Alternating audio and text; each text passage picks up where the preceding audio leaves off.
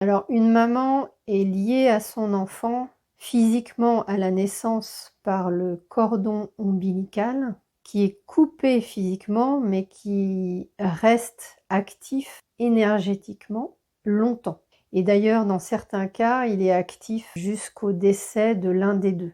Donc c'est ce qui fait la grosse différence relationnelle entre une relation mère-enfant et une relation père-enfant. Sachant que la relation avec le père, il y aura d'autres caractéristiques. Et donc cette relation énergétique qui est très très forte lorsque l'enfant est petit, va se réduire progressivement au fil du temps.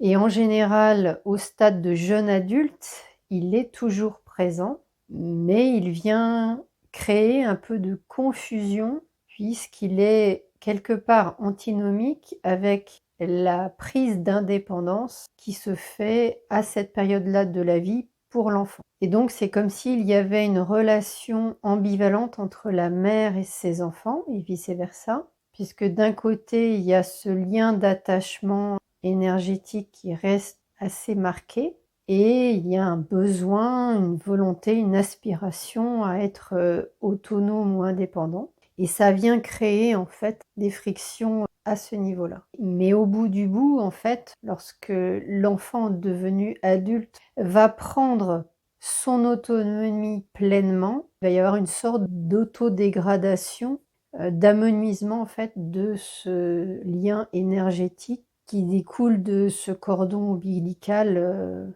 de naissance. Et donc la relation, lorsque ce lien énergétique disparaît, elle prend une autre nature en fait. C'est comme si la relation mûrissait et prenait une autre forme. Et c'est le déroulement naturel de cette expérimentation de la relation enfant-parent.